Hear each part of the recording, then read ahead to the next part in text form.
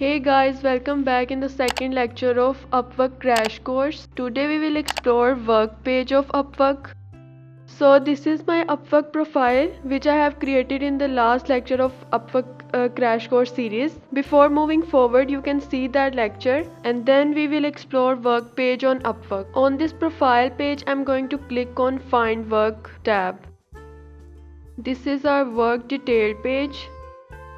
If we see on the right side, then first of all I have my profile photo, then name, then there is a job title, then this bar will show your profile completeness. If your profile is 100% complete, it means you entered all the requirements. Now by scrolling you can see what are the requirements you need to add it here. Then it's showing my available connects. Right now I'm having 50 connections, which means that I can apply for jobs by using these connections. Next we have an availability badge which show the clients that we are available or not. Now we can buy this badge by using 7 connects, which is available for 7 days. Now by using my 7 connections, I'm going to turn it on. Now this badge is available to my profile. Next there is a tab which showing how many hours I am available per week. You can edit it also. Then we can set our profile visibility. It's public, private or for Upwork users only.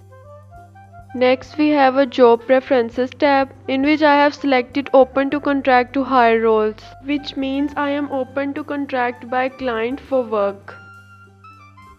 Next are profile categories where we have entered the categories on which we can work. Next there is a proposal tab which show all the proposal we have written for different jobs.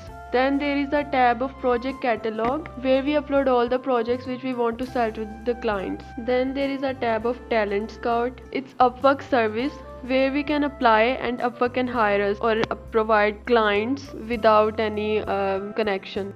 Then there is the Upwork Academy tab where you can explore Upwork services. Then there is direct contract tab. If you have a client but you want to deal with him using Upwork platform, then you can explore this tab.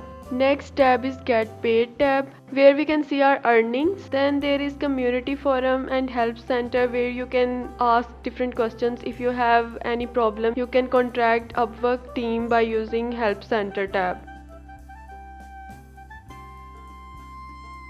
By using the search bar, we can search for different jobs. Let's search for QA testing. As we can see all QA related jobs here. Now as you can see at the left side we have different filters for this job like category, experience level, job type, hourly or fixed, number of proposal, client info, client history or client location, client time zone and so on. Then we can sort our job according to our own preference. Also we can view our projects in 2 different ways, compact or expanded. We can also dislike a job by giving specific reason. We can like a job to save it for future use. So this is it for today. We will explore Upwork further in our next lectures. If this video helps you to explore Upwork, then please like, subscribe and share my YouTube channel. Thanks for watching.